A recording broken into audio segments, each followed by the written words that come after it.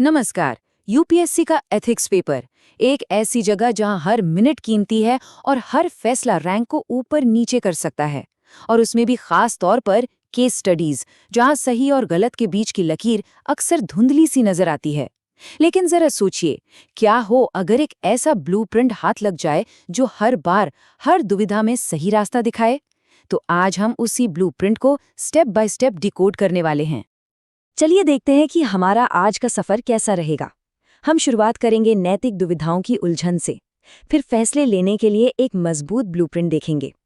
इसके बाद हम उसका स्टेप बाय स्टेप एनालिसिस करेंगे, सीखेंगे कि कौन से शब्द इस्तेमाल करने हैं, उन आम गलतियों से बचेंगे जो अक्सर हो जाती हैं, और आखिर में पूरी क्लैरिटी के साथ सही एक्शन तक पहुंचेंगे।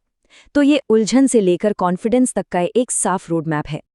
सोचिए, सामने एक बहुत ही कॉम्प्लेक्स एथिक्स की स्टडी है और घड़ी की सुई टिक टिक टिक लगातार चल रही है। दिमाग में हजारों सवाल हैं और प्रेशर बढ़ता जा रहा है। जब हर रास्ता गलत लग रहा हो तो सबसे बड़ा सवाल यही खड़ा होता है कि आखिर शुरुआत करें तो करें कहाँ से। जब कोई ऐसा मुश्किल फैसला सामने हो तो क्या किया जाना चाहिए? देखिए, यहाँ गट फीलिंग या अंदाजे से काम नहीं चलता। यहाँ चाहिए एक सिस्टमैटिक अप्रोच, एक ऐसा ढांचा जो हर बार सही रास्ते की तरफ ले जाए। तो वो ढांचा है क्या? असल में वही तो इस पूरी समस्या का समाधान है। हम बात कर रहे हैं एक पावरफुल फ्रेमवर्क की, एक ऐसे ब्लूप्रिंट की जो नैतिक दुविधाओं के बीच में भी जबरदस्त क्लैरिटी और एक मजबूत स्ट्रक्चर देता है। ये वो टूल है जो हर मुश्किल में काम आएगा। इस पूरी स्ट्रैटेजी के समझ लीजिए 4 मेन पिलर्स हैं। पहला है 3 फेज रीडिंग टेक्निक, जो केस को तेजी से और गहराई से समझने में मदद करती है। दूसरा है बुलेट पॉइंट स्ट्रक्चर, जिससे जवाब को एक साफ सुथरा ढांचा मिलता है। तीसरा है कीवर्ड मैपिंग, यानी वो शब्द जो जवाब में वजन डालते हैं। और चौथा मिस्टेक अवॉइडेंस, यानी आम गलतियों से बचना। चलिए अब एक एक करके इन सबको आराम से समझते हैं। तो चलिए अब इस फ्रेमवर्क को और गहराई से समझते हैं। शुरुआत करते हैं पहले 2 पिलर्स से। देखते हैं कि कैसे किसी भी केस स्टडी को पूरी सटीकता और स्पीड के साथ डिकोड किया जा सकता है और कैसे एक असरदार जवाब का ढांचा बनाया जा सकता है। अब जो बात स्क्रीन पर है ना, वो सच में एक गेम चेंजर हो सकती है। इसे कहते हैं 3 फेज रीडिंग टेक्निक। पहले 1.5 मिनट में केस को पढ़कर सिचुएशन, उसमें शामिल लोग, असली प्रॉब्लम और दबाव को समझना है। अगले 1.5 मिनट में इस पर सोचना है कि हितधारक कौन-कौन है, नैतिक दुविधाएं क्या हैं और क्या कोई कानूनी पहलू भी है। और हाँ, आखिरी के 30 सेकंड सिर्फ और सिर्फ पूछे गए सवालों पर फोकस करने के लिए हैं। ये टाइम मैनेजमेंट टेक्निक आपको प्रेशर में भी केस की गहरी समझ देती है। और ये देखिए, एक परफेक्ट जवाब का स्ट्रक्चर। ये 250 शब्दों का पूरा हिसाब किताब है। सबसे पहले केस का एक छोटा सा सारांश, फिर हितधारक और नैतिक मुद्दे। इसके बाद क्या क्या ऑप्शन मौजूद हैं और हर ऑप्शन के क्या फायदे और नुकसान हैं। फिर सबसे अच्छा ऑप्शन चुनकर उसका कारण बताना है। और आखिर में एक सॉलिड वे फॉरवर्ड, यानी भविष्य के लिए क्या किया जा सकता है। सच कहूं तो ये वर्ड लिमिट में एक बैलेंस्ड जवाब लिखने का एक अचूक फॉर्मूला है। चलिए अब बात करते हैं शब्दों के जादू की, यानी कीवर्ड मैपिंग।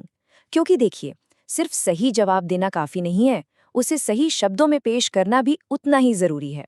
ये वो शब्द हैं जो सिविल सेवा की कोर वैल्यूज को दिखाते हैं और आपके जवाब का असर कई गुना बढ़ा देते हैं। तो ये हैं वो पावरफुल कीवर्ड्स जो जवाब में जान डाल देते हैं। Integrity, transparency, accountability, probity. ये सिर्फ शब्द नहीं हैं, बल्कि सिविल सर्विसेज की नींव हैं, उसकी फाउंडेशन है। और यहाँ एक प्रो टिप है, हर जवाब में इनमें से 2-3 कीवर्ड्स को जरूर इस्तेमाल करें। इससे परीक्षक को ये साफ मैसेज जाता है कि आप सिस्टम के नैतिक सिद्धांतों को कितनी गहराई से समझते हैं। तो अब तैयार हो जाइए एक रैपिड फायर राउंड के लिए। हम बात करेंगे उन चीजों की जो बिल्कुल नहीं करनी है। ये ऐसी छोटी छोटी गलतियां हैं जो अच्छे खासे जवाब को भी कमजोर कर देती हैं। पर अच्छी खबर यह है कि इनसे बचना बहुत ही आसान है। पहली गलती, सिर्फ एक ऑप्शन देना। इससे ऐसा लगता है कि सारे पहलुओं पर सोचा ही नहीं गया। तो सही तरीका क्या है? हमेशा 3 से 4 ऑप्शन पेश करें और हर एक के फायदे और नुकसान, यानी मेरिट्स और डीमेरिट्स का मूल्यांकन करें।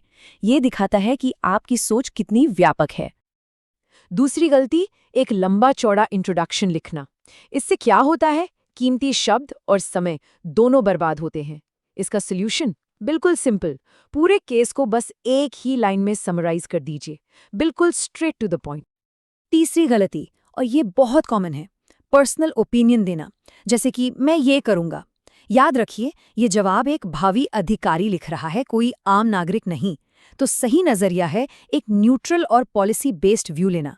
कहिए, लोक सूचना अधिकारी को ये करना चाहिए। इससे आपका जवाब प्रोफेशनल और निष्पक्ष लगता है। चौथी गलती, प्रासंगिक कानूनों या नियमों का जिक्र ही ना करना।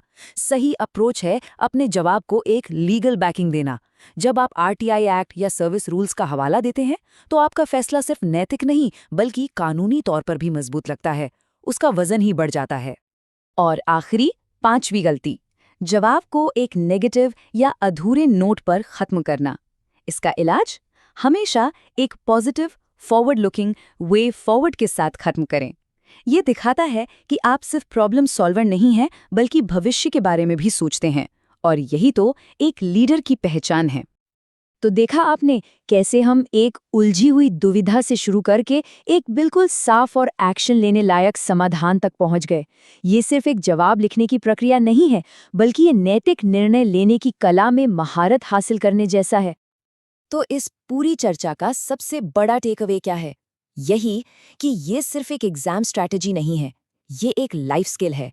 प्रेशर में भी एक तय तरीके से सोचने की कला, एक ऐसा मेंटल टूल जो सिर्फ एग्जाम हॉल में नहीं बल्कि जिंदगी के हर मुश्किल फैसले में रास्ता दिखाएगा।